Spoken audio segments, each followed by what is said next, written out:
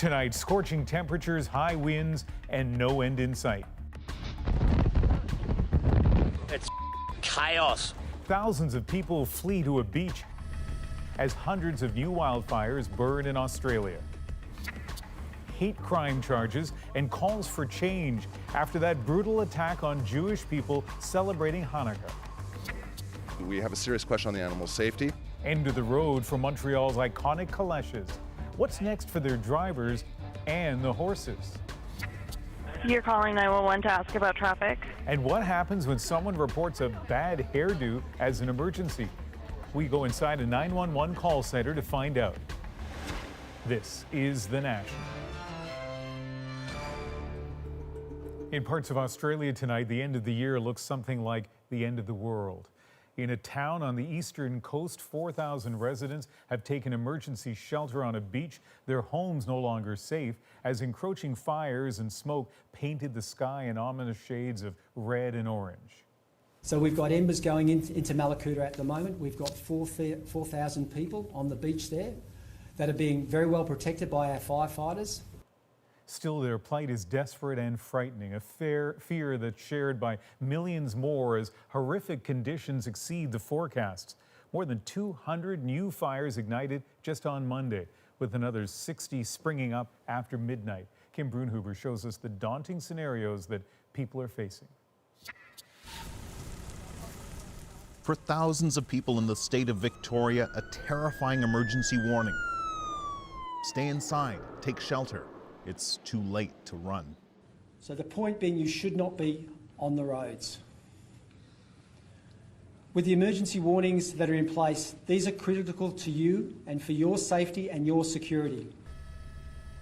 Wildfires throughout the country have forced tens of thousands from their homes and killed at least 10 people. The latest, a volunteer firefighter died Monday when his truck rolled over in high winds. 28-year-old Samuel McPaul's wife is due in May. Those winds carry sparks up to 5 kilometers, and a heat wave has led to temperatures over 40 degrees in every state. Now, a new threat, a phenomenon some scientists call the fire-breathing dragon of clouds. When the smoke rises, it can form clouds called pyrocumulonimbus. These giant thunderclouds can grow into huge storms with lightning that then sparks more fires. You put up a column punching into the atmosphere 14 kilometres high. We've just more recently looked at the columns and they're generating their own weather. There's lightning coming out of these columns. It is unpredictable. It's dangerous out there. It's already December 31st in Australia, and there have been calls to cancel Sydney's famed New Year's Eve fireworks. More than 250,000 people signed a petition asking the government to use those funds to fight fires instead. I think they should just ban it just for this year while this is all happening, because this is the first time that I've known that it's been like this in Sydney, and it's not going to be like that for next year. So you know what, just leave it a year and do it again next year. But Sydney's mayor says the show will go on. Australia's Prime Minister calls it a message of optimism to the world. But experts say all forecasts suggest the new year in Australia will start as poorly as the old one ended. Kim Brunhuber, CBC News, Los Angeles. And today, 15 more firefighters from across Canada left for Australia.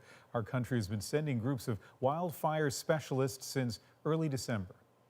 This is the first time that Canada has sent fire managers to Australia. By the weekend, 87 Canadian wildfire specialists will be deployed in Queensland and New South Wales, part of a reciprocal agreement. Very happy that we can help out and give back to Australia, because they've given so much to us over these last few years. Australia has provided us with support 4 times since 2015. The Canadians have to quickly learn how fires behave in those plus 40-degree conditions. And eucalyptus trees are a much more volatile fuel than what's in Canada's forests, especially after months of drought. As wildfires strike more frequently and more fiercely, Stephen Tull says international cooperation has become crucial. Traditionally, they would be moving resources around from state to state, just like we do. But now that these fires are happening simultaneously across their states, those resources aren't as available. And keep this in mind, as Canadians get set for what could be the coldest winter months, Australians are going through the height of summer. Drastic new security measures are in place in Jewish neighborhoods around New York tonight after Saturday's stabbing rampage at a Hanukkah gathering. As Paul Hunter reports, anxiety grows as new details emerge about the man accused in the attack. Shackled and now facing federal hate crime charges, Grafton Thomas told a judge in New York State today his head isn't clear at all, but he said, "I am coherent." 2 nights ago, northwest of New York City, a man walked into a rabbi's house during Hanukkah celebrations and began slashing people with a machete, wounding 5. Today, the community's sobering response. You have to fight back. With the blessing of local authorities, a private security company with retired police, FBI agents, and intentionally fearsome equipment will now patrol local synagogues. In a very, very menacing, omnipresent truck. This is part of it. This is how it works. So you hide in plain sight. That's on top of increased patrols by neighborhood watch groups, extra security cameras, and more regular police throughout the area. We have to give people a sense of security, and we have to show that this horrible trend we've seen over the last weeks will be stopped dead in its tracks. Indeed, fears are ratcheted because of that trend, a series of apparent hate crimes in the New York region. Today, this photo of Saturday's attack about to begin, and this video of the suspect's arrest later in Manhattan, police with guns drawn, in the car a bloodied machete. In the home of Grafton Thomas, police say they found handwritten journals with Nazi symbols and other anti-Semitic references. But, says a family friend, Grafton is not a terrorist. He is a man who has mental illness in America, and the systems that be have not served him well. And court was told today lately he'd been hearing voices. You feel bad at all? Still, police say the internet history on his cell phone shows multiple recent searches for the phrase, "Why did Hitler hate the Jews?" and another, "For German Jewish temples near me." Paul Hunter, CBC News, Washington. And we're hearing tonight from a man who fired back during yesterday's deadly church shooting. Jack Wilson says he took out the gunman with 1 shot. I don't feel like I killed a human, I killed an evil. And that's how I'm coping with the situation. Wilson trained the church's volunteer security team in using firearms. These were the shooter's victims. Tony Wallace on the left was killed in the church. Richard White died on his way to hospital. And we now know the gunman's name. Keith Thomas Kanunen had a criminal record, including assault and theft. We have the latest tonight on the purchase of a company based in BC, but this is no ordinary business transaction. Sarah Levitt has the story of how the maker of the Canadarm is back in Canadian hands. As a Canadian, I'm proud. Canada has a rich history when it comes to space exploration, and nothing highlights that more, experts say, than the Canadarm. It's a robotic arm system Canadian astronaut David Saint-Jacques says has been key, both for the space shuttle program and here aboard the International Space Station, a system built by McDonnell Detweiler engineers. Their ingenuity and sense of innovation regularly echoes up here. McDonnell Detweiler is widely considered the best space technology company in Canada. So there was surprise when in 2017 an American company took ownership.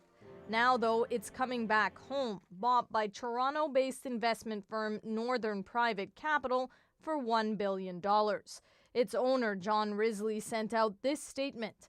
As a Canadian, I'm so proud this iconic Canadian company will once again be owned and controlled in Canada. The purchase is a safe bet, experts say. The new year brings new projects, ones that MDA will play key roles in. In February, Prime Minister Justin Trudeau announced Canada's partnership in the NASA-led Lunar Gateway Station. This is an unprecedented opportunity for Canada. A third version of the Canadarm will be built, something MDA will very likely be tapped to take on. Canada's involvement means a $2 billion investment over 24 years. The pieces are coming together in a very interesting way for 2020s and where that takes Canada. This expert says Trudeau's announcement and MDA's return are big moves. These two were, I would say, cornerstone announcements which paved the way of Canada sort of finding its way back, and now it's in terms of what's ahead, it's going to be a thriving environment. One that MDA's new owners are counting on. Sarah Levitt, CBC News, Montreal. More than 1.6 million 911 calls were made just in British Columbia this year, but as you're about to see, not all of them were urgent. As Tanya Fletcher explains, dispatchers are warning people to think before they dial. 911, do you need police, fire, ambulance? Some people's definition of an emergency. You're calling 911 to ask about traffic. Your neighbor is vacuuming. Is a bit broader than it should be. Somebody won't let you use their washroom. You can't move your vehicle. Every day, BC's biggest 911 dispatch center gets emergency calls that aren't actually emergency calls. 911 is for life or death emergencies only, so I mean, if you can't get your car out of the snow, then maybe take the bus or SkyTrain wherever you're going, okay? And every year, they rank the most nuisance 911 calls. The top one this year was a caller called in from a hotel because the caller's vehicle wouldn't fit in the parking spot they got given for the hotel parking. Others that made the top 10 list include a 911 call to report a broken ATM. Someone was upset the coin laundry machine didn't have enough water. And there was a complaint that a hair salon didn't style their hair properly. The call that really shocked me the most this year was the caller who phoned in to complain about police being too loud when they're responding to an emergency, and could they come back the next day. All those calls have triggered one simple message. 911 is not an information line. Anytime a 911 lifeline is taken up for any other reason, it puts lives at risk. Similar campaigns have sparked up in other provinces too, like this one from Hamilton Police.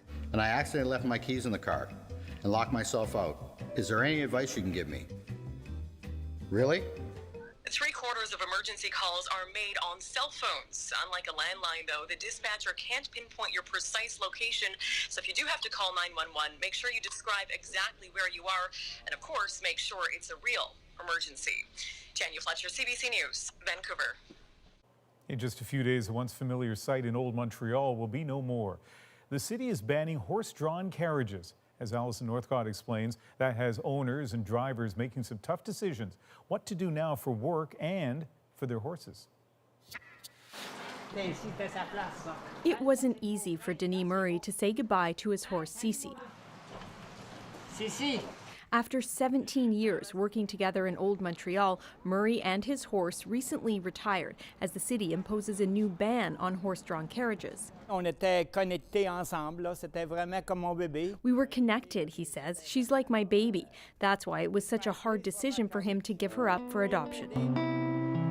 After years of debate around Calèches, pressure from animal rights groups, and videos of incidents like this, where a Calèche collided with a car, the city is shutting the industry down. With heat waves in the summer, with climate change, with extreme colds in the winter, with construction on the roads, with the amount of vehicles that are on the road, the animal safety we have a serious question on the animal safety. Some say it will change the feel and the fabric of Old Montreal. It's magical, it's romantic, there's music playing, it's cold out here, and it's a great way for somebody to possibly propose. But again, if the animal's healthy, I think they should be out and be free. As a tourist, is it something that you'll miss? I don't usually partake in it because I don't like how they're using the horses for that. The city is offering Calèche owners $1,000 compensation to give their horses up through organizations like the SPCA. But some say that won't make up for the loss of their livelihoods and are challenging the ban in court. Still, the SPCA hopes owners will take up the city's offer. We didn't want these horses to end up at the slaughterhouse. So we do hope that the horse owners will make the right decision for these horses and give them the retirement they deserve rather than sell them off to someone else who will use them in a similar type of environment. Murray says he's against the ban and insists the Montreal horses are treated well. As for Cece, he says with her new family in the country, she's getting the retirement he promised her. Alison Northcott, CBC News, Montreal. More news ahead on The National, including a ride-along with a group of volunteers who patrol and protect. Why Winnipeg's popular Bear Clan is expanding westward. And later, Susan Ormiston looks back on the Ethiopian Airlines crash, the devastation, the investigation, and the fight for answers. We're back in 2 minutes.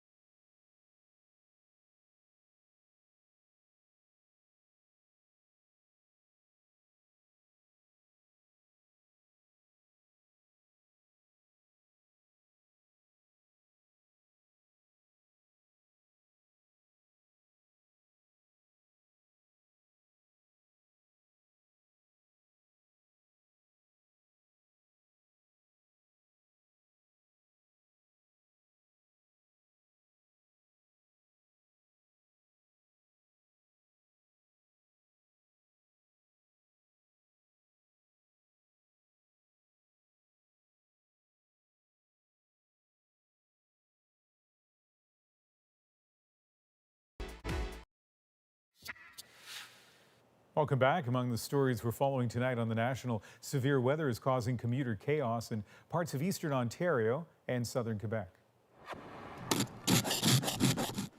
A combination of freezing rain, snow, and strong winds are creating havoc on the roads, and officials are warning people to avoid non-essential travel. Weather warnings are in effect for large parts of the region.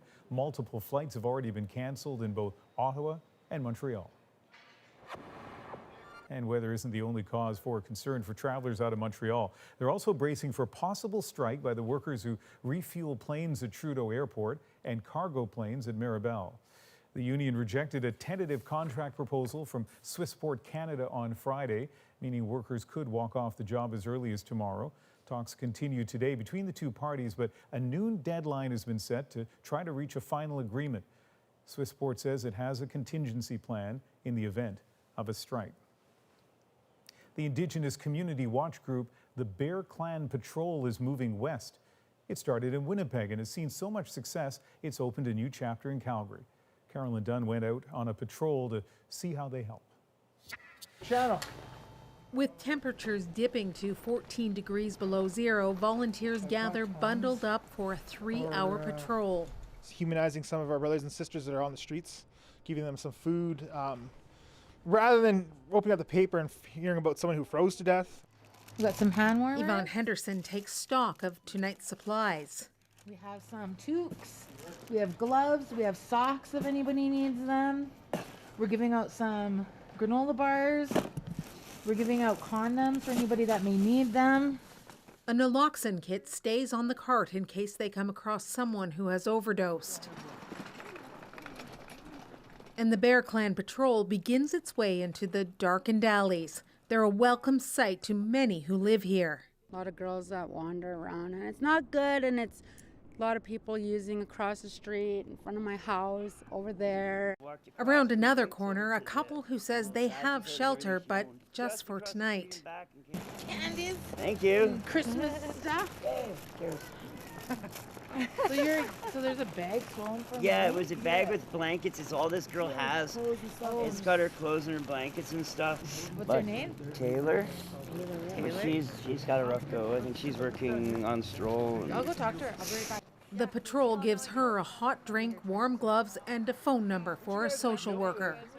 And if you ever have any problems, you flag us down. These boys will help you. I'll help you. When you see a young woman like Taylor and you can, give her a pair of gloves and a hot chocolate, what does that mean to you?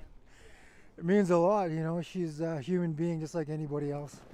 The frigid temperatures have driven most of the drug users who frequent these streets indoors. But even with a fresh blanket of snow, the patrol finds remnants of a tough life. We have somebody's stash, whatever it is, their clothes, their food, whatever. A stark reminder that even if many of the people who are in need of help are out of sight, they are not far away. Carolyn Dunn, CBC News, Calgary. Still ahead on The National, Simu Liu on his big break. We speak to the Canadian actor about becoming Marvel's first Asian superhero. That's next.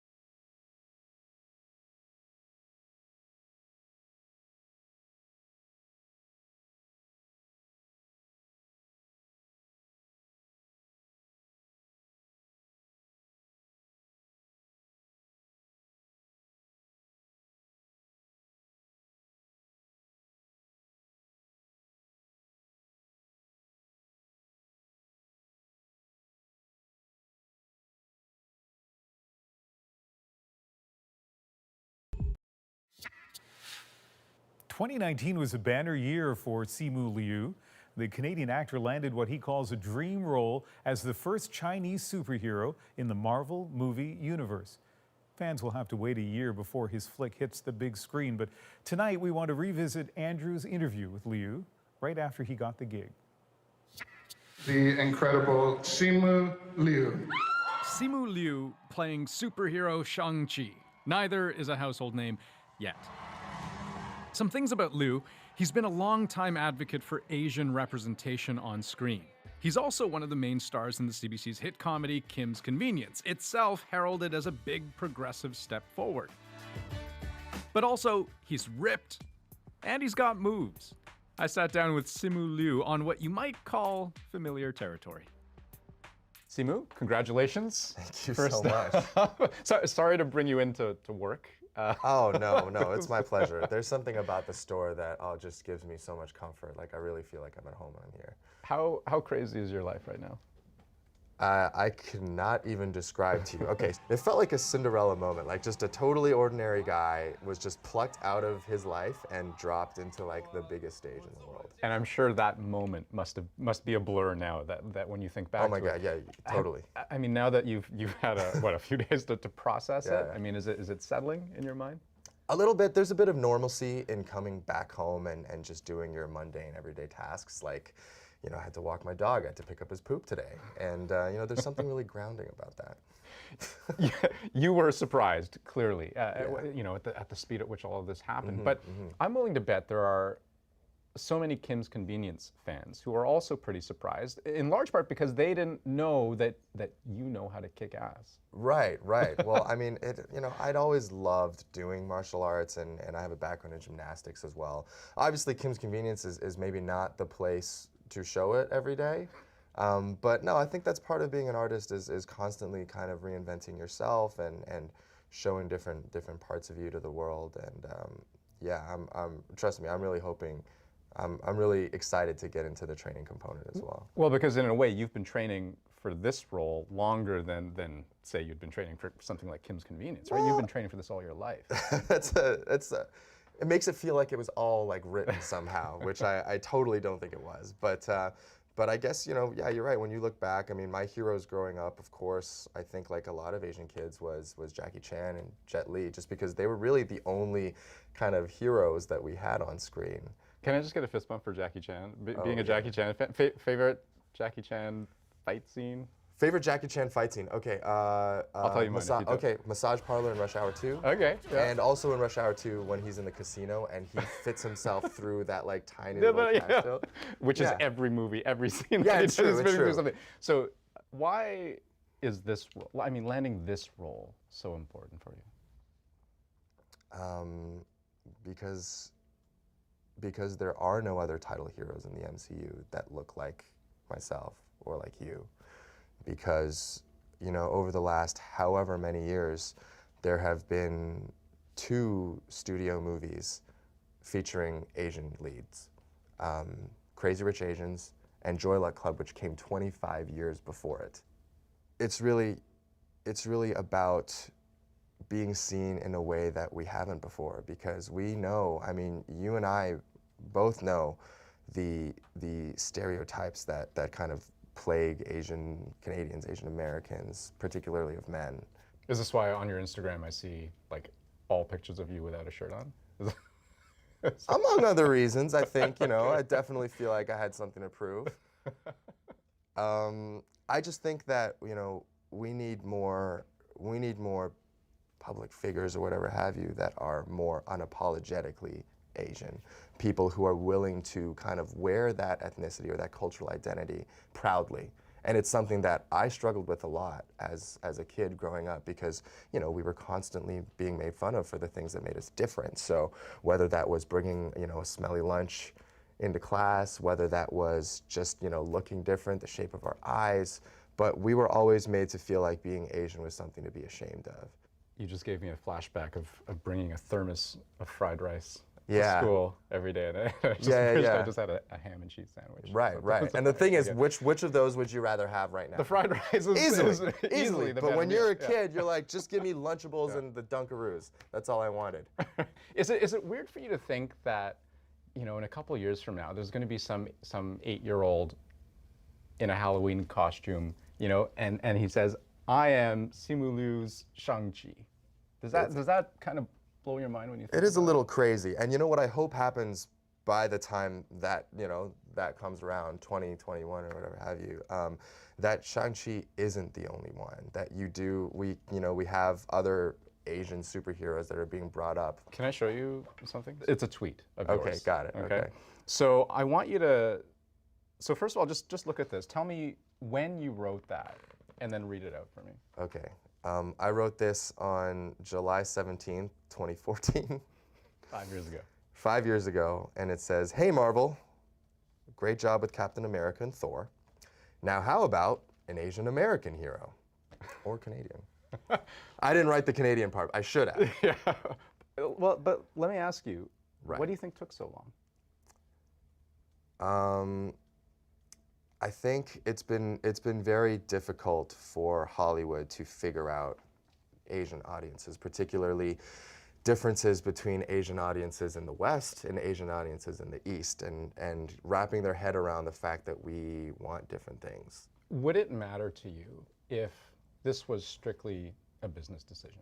No, no. I mean, I don't expect any multi-billion-dollar corporation not to act in the best interests of their investors. I mean, that's just how business works. But you know, the fact of the matter is that they haven't been.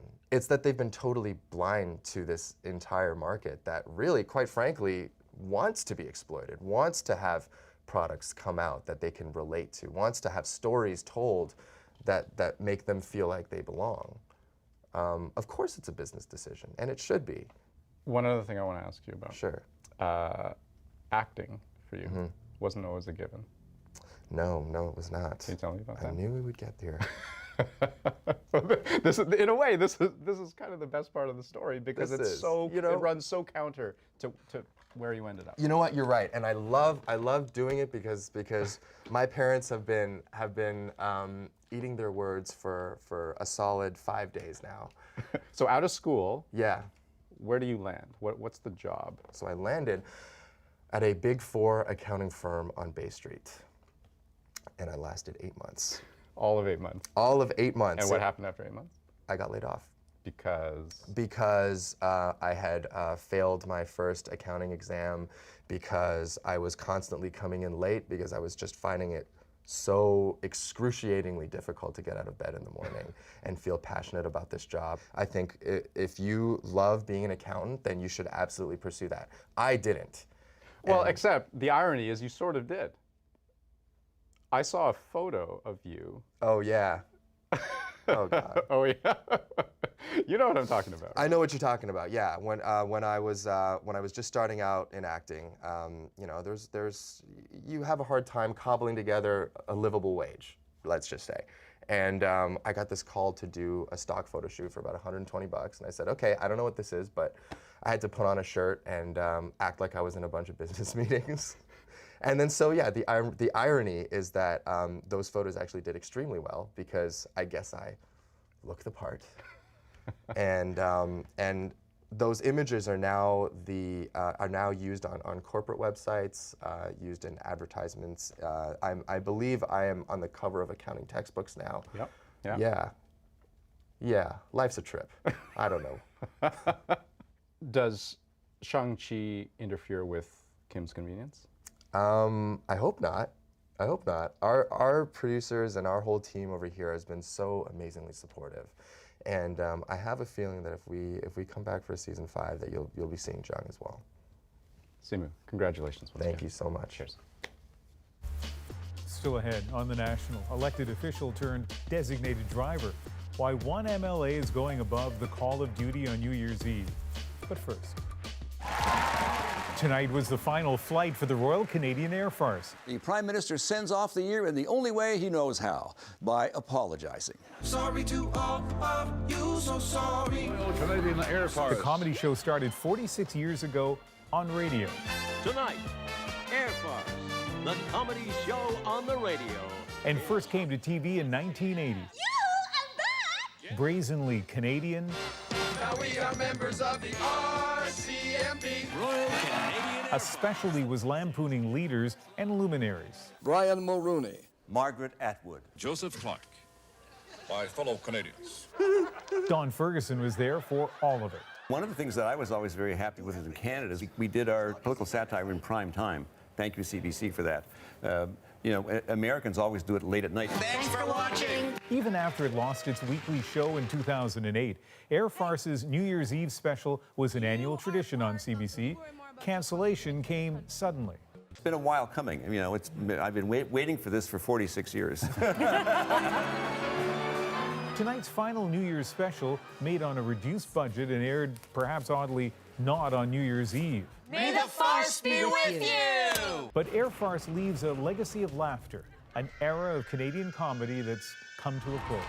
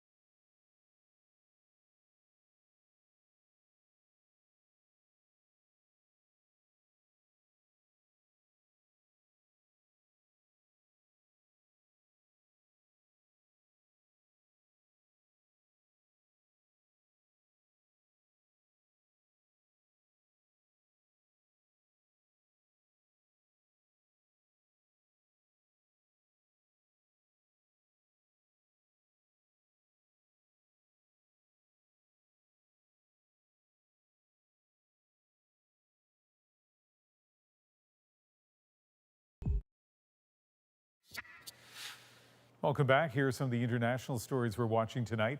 Iraq is condemning deadly airstrikes carried out by the United States on Iraq and Syria. American fighter jets bombed several sites controlled by Iranian-backed militias in Iraq and Syria yesterday, killing at least 25 people. The U.S. says the strikes were aimed at deterring Iran. Iraqi officials have threatened what they call serious consequences. Today, demonstrations in Baghdad where protesters burned U.S. and Israeli flags. It's high time we put an end to violence and restore social order in Hong Kong. It is already December 31st in Hong Kong, where police are calling for peace and stability. The city has been home to pro-democracy protests and clashes with police since June. More protests are planned for as the city marks the new year. Police are warning that they'll be deploying crowd control patrols. One of the stories from 2019 that had a deep impact on Canadians happened half a world away. The crash of Ethiopian Airlines Flight 302 in March killed all 157 people on board. And it changed the lives of so many people, including Canadians. On that plane, 18 citizens of this country. The crash led to the grounding of Boeing's 737 MAX 8s and a lot of tough questions about the plane's design, the approval to fly, and training. But as Susan Ormiston shows us as she reflects on covering that story in our reporter's notebook, at the heart of it were people grappling with grief.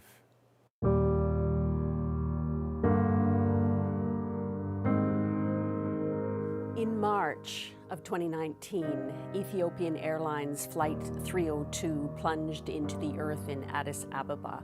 I was at home and I got the call on a Sunday and said, could you go to Ethiopia? Traveling to the crash site sends you into rural Ethiopia. There was a great big gash in the ground. That airliner had plunged so severely into the ground that much of it was buried. So you could see just parts of metal sticking out, and there were crews working, methodically walking along to find any remains from the site. And much of the remains, sadly, had been incinerated. There was very little left. Belongings were being gathered. And every day that we were there, another group of families would come on a bus to see where their families died. This crash site is slowly changing from an active investigation into more of a memorial. 6 days after the crash, I was at the site and I became aware that a man named Paul Njoroge was there. I booked the flights for them. He was a father who'd lost 3 children, his wife and his mother-in-law, all in this crash. And the kids, you know, they must have called their mommy. They must have cried out their daddy. That's what breaks my heart. It was the most painful and really revelatory interview I've ever done about grief in a tragedy. He was articulate, he was intensely human, and it really, of course, brought the story home to us, to Canadians, and he was like a symbol for all of the more than 150 people who died in that crash. These stories all have deep, deep consequences, which go far beyond grief. They go to accountability, to investigation, to resolving what happened. We are very sorry for the loss of lives. To try to come up with reasons and ultimately recommendations so things like this don't happen again. On a Sunday morning last March, Paul Njoroge's life went silent. It's very important to me to keep contact with some of the people I've met at the worst times in their lives. I feel like it's a responsibility and a deep courtesy to them that I not only ask them to share their stories at that moment, but that I follow up. Today, I do live to keep their memories alive. You can't just tell what happened on the day and then leave it. It never goes away for them, and really for reporters, it should stay with us for a long time too as we continue to develop the story as it goes along. Next on The National, remembering Inuk singer Kelly Fraser and the many ways she used her voice to heal and help. That's next.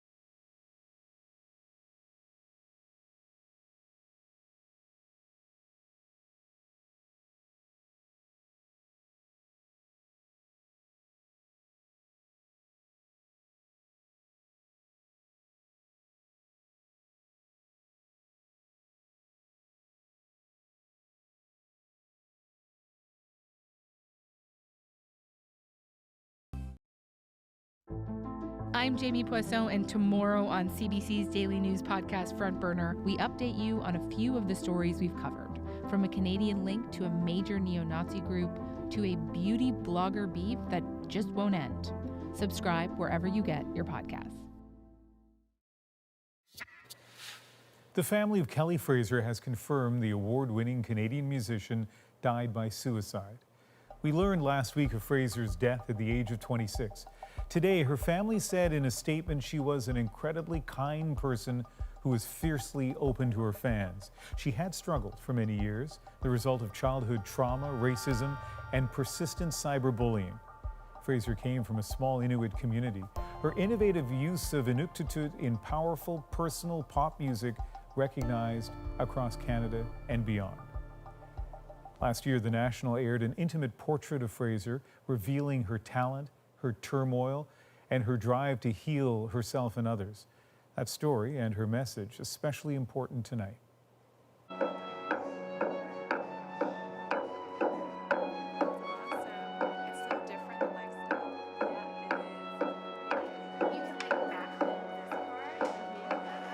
Fight for the rights of our people. Fight for the rights of our people. For our people, for our future people.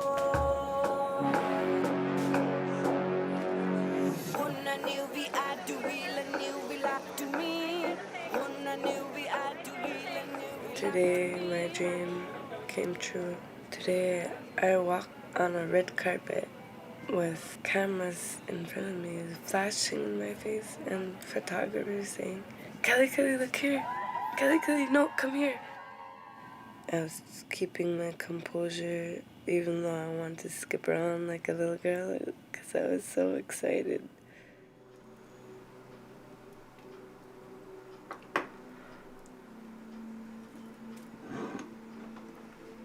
Thank you, Creator, for another day.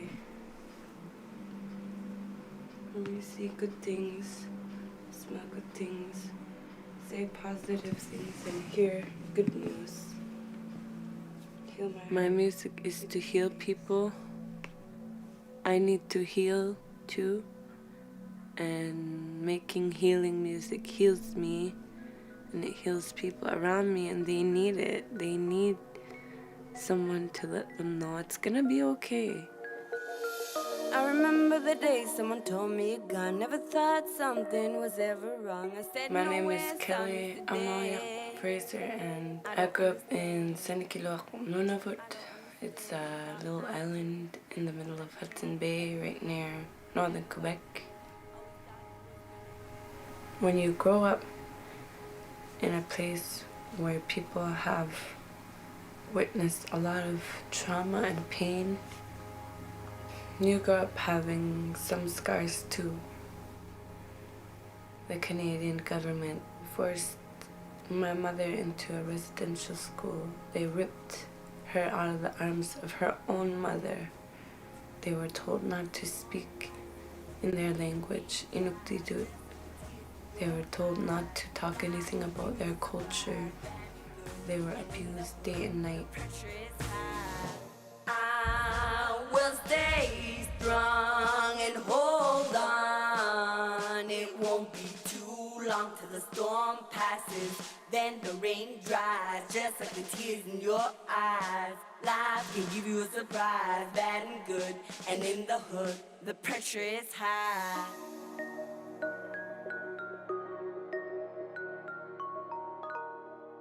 I grew up as a teenager convincing my friends not to commit suicide. I grew up, even after my dad committed suicide, with friends that came to me and said, "I'm thinking these thoughts." And I would say, the worst thing to ever feel is losing someone you could have helped. I'm here to tell the younger people that there is hope, there is a better life tomorrow.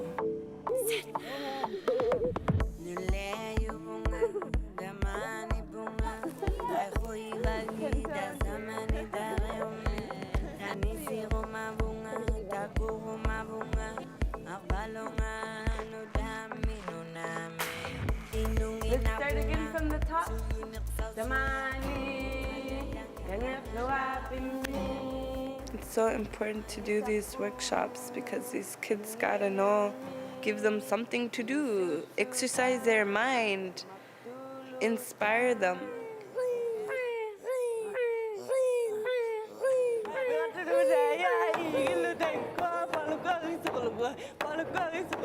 Now I want to make music that young people will listen to because they're the ones that are in pain. They're the ones that need strength. It's not their fault that our parents went through hardships and gave us some pain, passed down some pain. And I want to say, don't take it.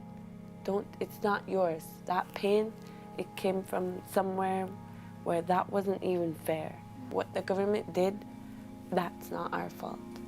Now it's up to us to pick up the pieces and say, hey, if we want to get better, if we want a better life, we've got to start saying things are wrong.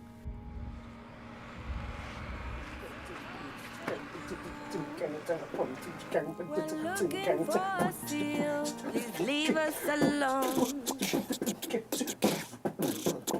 Leave us alone. Leave us alone.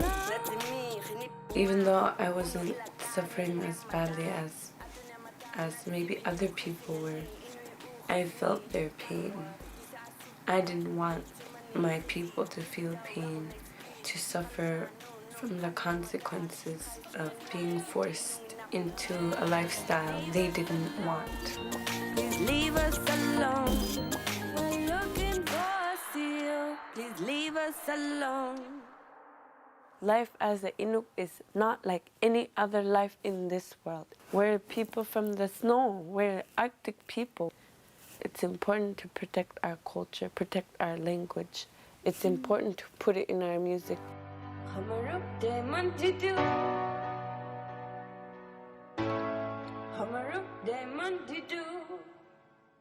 want everyone to enjoy a different language, a different culture. I want especially Inuit to feel proud of listening to music that is mainstream but in their own language. I'm proud of being Inuk. I'm proud of where I come from. I'm proud of the resiliency my people have had for thousands of years, and even when really bad things happen, we're still here and we still have a strong culture and language, and I'm here to preserve it.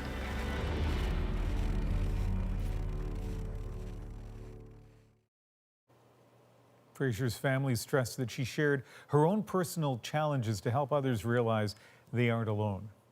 If you or someone you know is struggling, reach out to someone. The number of the Kids Help phone is on your screen.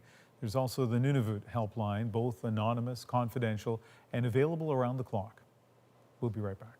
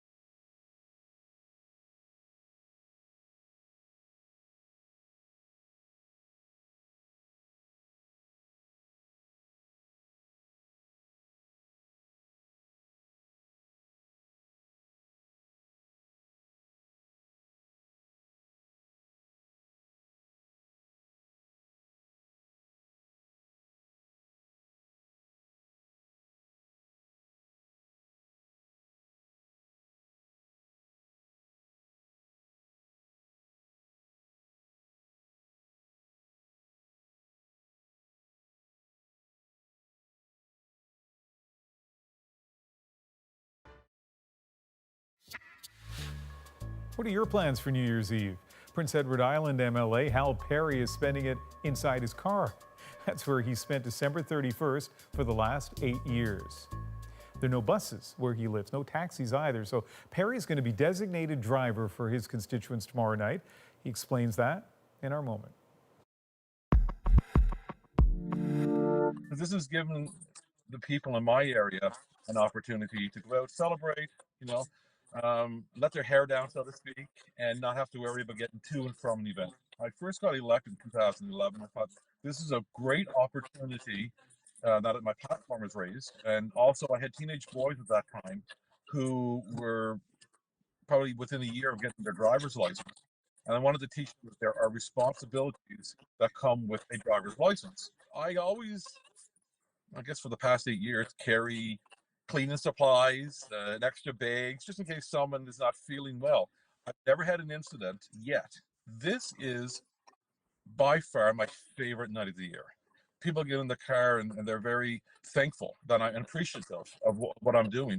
So I've never had anyone that was obnoxious or upset in 8 years. So this is my 9th year tomorrow night.